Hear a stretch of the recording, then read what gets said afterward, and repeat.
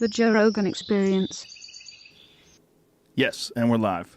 Hello, Danica Patrick. Hi. Welcome to the show. Thank you. Thanks for doing this. I appreciate it. I'm excited to be here. You're an intense lady. You got a lot of intensity. When I met you, like right away, I'm like, whoa, gotta take this one in. Well, it's the handshake, and then it's the, when someone actually looks you in the eye. Well, you have to be intense. I mean, what you do for a living is probably one of the craziest things a human being can do. Do you think so? It's up there.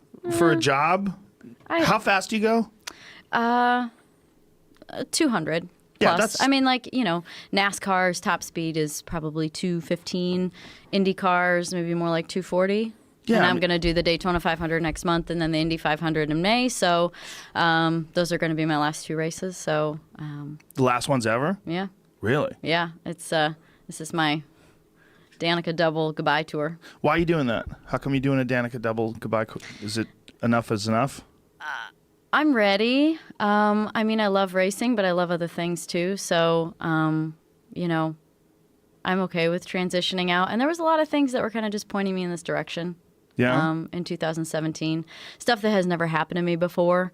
To kind of, head towards the exit a little bit. But I'm good with it. I'm a very decisive person. So this is probably one of them that I thought about a little bit as far as like how to be done or if to be done, I guess. But the how was the hardest part. My agent kept calling and saying, what about this? And what if you did that? And I'm like, no.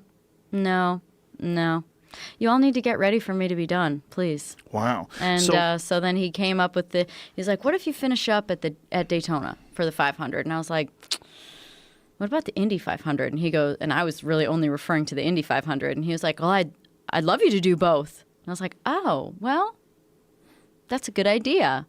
So there's this thing in racing called the double, which is doing the Indy 500 on Memorial Day weekend on Sunday and then flying straight to Charlotte to do the Coke 600 afterwards. And that's kind of known as the double.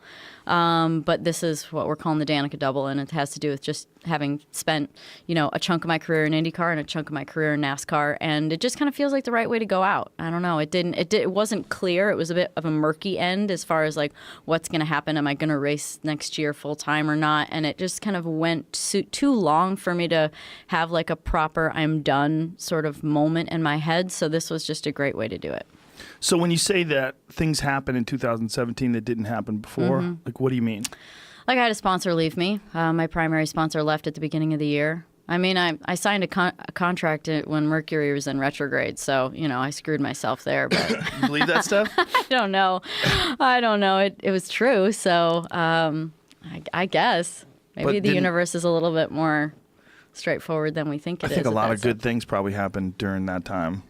Just in 2017 or during retrograde? Mercury in retrograde. Yeah. I don't believe in any of that shit. Oh, yeah. I think people look for some sort of like hidden meaning to things when it comes to like astrology. Yeah. Yeah. I do try and understand it. I'm trying to understand how it really matters, but I don't know. There's definitely some things, at least with the moon, that goes on.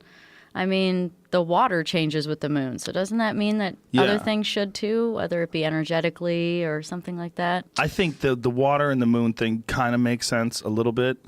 A little bit. Mm-hmm. But I think it's probably just like barely one way or the other. Yeah, maybe it's a whisper on the wind kind of stuff. Yeah, I think it's more in your head. So stop putting my crystals outside to charge under the full moon. Maybe not so important. I would say it's not that important. There was something someone sent me about the Army using crystals, and I was like, this has got to be like an Onion article, that the Army was using crystals for like medic. Think if you could find that.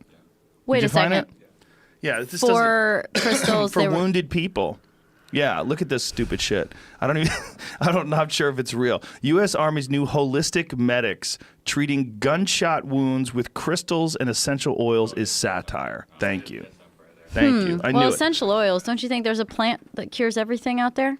There probably is something like that in the Amazon. That maybe not cures everything, but there's probably a lot of stuff that we don't know about. That's where essential oils come from, right? Yeah. So pair that up with some high vibrational stones. High vibrational stones. Ooh. I don't know. Intense.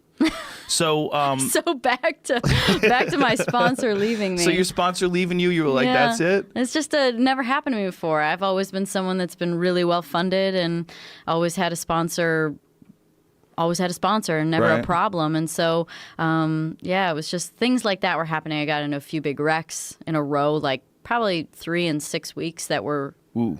like I was bawling in the medical center after the third one going, I was running like top 10 and a car blew a rotor and clipped me and put me in the wall. I was on fire.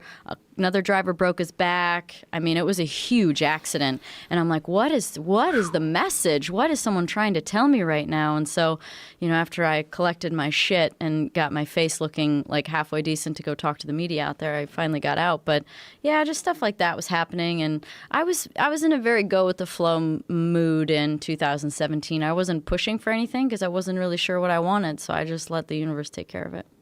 You've got a very interesting way of looking at things. When things go wrong, you're like, what is the universe trying to tell me? You're not like, well, I drive really fucking fast for a living, and sometimes shit goes wrong. That happens too. I mean, it seems like car racing is just inherently crazy. I mean, it's what I was saying when I was saying you do one of the craziest things you can for a living. Going 240 miles an hour is no joke. Yeah. And metal and rubber and things just they have you tolerances. You gotta trust in something when you're out there because you're doing, like you said, 200 plus miles an hour with people that aren't your friends around you with walls around you as well. So you kind of gotta put your trust in something else.